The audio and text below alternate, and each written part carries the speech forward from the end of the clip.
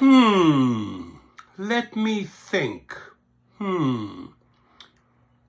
What's another way I could possibly screw over these drivers? I have some ideas. Let me share them with you, right? So, he comes out, big bold statement after the protest, I have to earn the drivers' loyalty.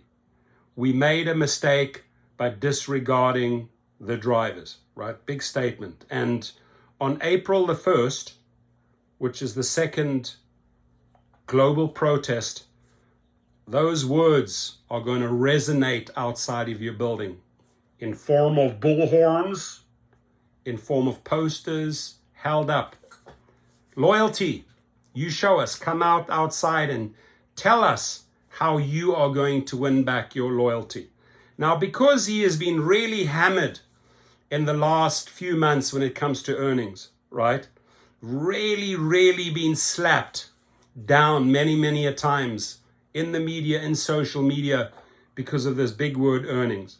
And the media covers our stories. The media exposes their shenanigans, right? The companies try to cover their ass by saying, oh, you know what? We effed up. We need to earn their loyalty. But meanwhile, Dara here, he's not going to sit around waiting and no, he's going to come up with the next bullshit scheme. So if I cannot finagle the numbers because those drivers are just too damn smart, they figured out, what are the other ways I can screw them over? Oh, let's apply some changes to Uber's vehicle rental policy, right? Tony Zhu just did this recently in a very creative way with DoorDash. Uber is now coming out with another way. How can we get more? How can we extract more juice, more lemon juice out of a driver? So Uber connects drivers to car rentals from vehicle suppliers like Avis and Hertz. Notorious, right? In most major cities across the United States, we want to notify you of some changes. Some changes, that I've thought about in conjunction with these CEOs of Hertz, how we can fuck you drivers over and get more out of you. And correct me if I'm wrong below in the comments. If you reading this in a different light, if you reading this in a different way, please, I am waiting for your comments. This is the way I see this though, right? So we want to notify you of some changes to the rental terms for this program, starting on February the 28th, today, ladies and gentlemen, right? This video is going to post tomorrow on the 29th, but I made the video today, so this kicks in today. Drivers in Los Angeles, Orange County, Palm Springs, and the Inland Empire, many other cities around the country, right, will need to have completed at least 50 trips with Uber, ride trips and or Eats deliveries, and maintain a driver rating of at least 4.9 to rent a vehicle through this program, right? So upping the amount of trips, you got to do more. You have to do more for us if you want that Tesla through Hertz. You have to do more for us if you want to keep that vehicle, if you want to keep on doing deliveries through the Avis rental, that we want you to do more. We need more from you. So see where he's going with this? It's not getting creative like, with the 70% bullshit, for example, that David Risher just brought out, and they try to scheme and repackage things to try and screw us over the earnings. They've done this and they've been exposed many times over. Now they're finding creative ways to get more productivity, to basically squeeze more energy, more work, more miles, more hours out of you, the driver, which has a massive ripple effect.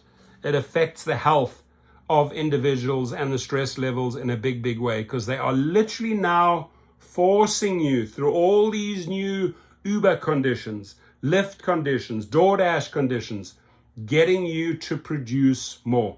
Do more for us at the same shitty rates we're paying for you, right? You see where I'm going with this. And again, if you beg to differ, there's a comments bar below, right? And then they want the highest amount of the highest ratings, 4.9. So you better do a damn good job, and you better go out there and do more work for us, or we cut you off from Hertz or Avis. Now, Hertz, the gangster company, I've seen them extract $2,200 out of a driver's account. Oh, when the car was turned in, we found that the tire pressure, any bullshit story to take more money out of you. And they're notorious. They've been sued over and over and over again. Remember, ladies and gentlemen, this Hertz company was almost declaring bankruptcy until they found this corrupt partnership. Let's be straight here, right? The CEO of Hertz found Dara Khosrowshahi. Dara Khosrowshahi, through his evil creative ways, literally saved Hertz, right? These guys sleep in bed together. They share a queen or a king size bed together. The CEO of Hertz, the CEO of Avis, the CEO of Uber. Maybe they have threesomes. I don't know, right? But they certainly snooze together. So if you have completed fewer than 50 trips with Uber, you will be able to rent a vehicle from one of our if you have completed fewer than 50 trips with Uber, you will be able to rent a vehicle from one of our vehicle suppliers. However, once you complete at least 50 lifetime trips, you will need to maintain a driver rating of at least 4.9 in order to continue renting. This will be enforced by the vehicle supplier when you seek to renew your rental. If you have completed more than 50 trips with Uber, but have a driver rating below 4.9, you will not be eligible to rent a vehicle until you achieve a rating of at least 4.9.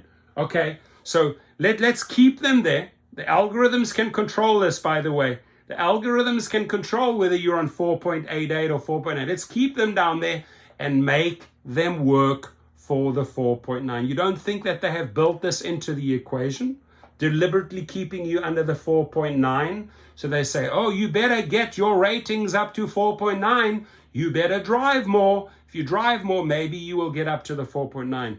It's the biggest con. Dara Khosrowshahi is the biggest con CEO that walks on planet Earth, right? You have completed more than 50 trips with Uber, but have a driver rating below 4.9, you will not be eligible to rent a vehicle until you achieve a rating of 4.9, right? So, new creative ways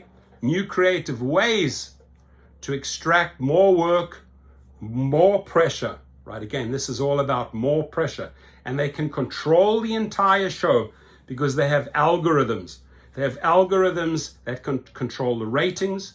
They have algorithms that control the trips. They will be forcing you to do more work if you want to keep that Hertz or Avis relationship going.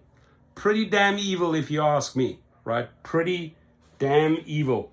You have to just really, ladies and gentlemen, wake up. Wake up if this does not work for you. If you feel like you have been led down some dark, dangerous hole, you hand that car in. So fuck you. I'm not working under these conditions. Guess what? You're already taking this astronomical fee of $500. You can't additionally force me to do this many trips. You can't force me to keep these ratings that you control, by the way, right?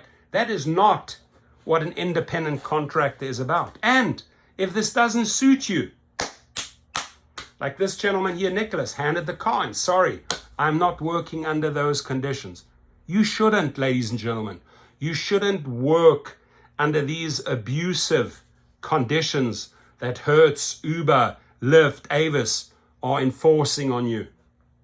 They can't screw. They've found, used, and researched every way to screw you on the earnings. Now it's about, oh, how can we get more productivity out of you? How can we get more hours out of you per week? Oh, we have these partners, and together with these partners, we are going to concoct new scams on how to make you work more.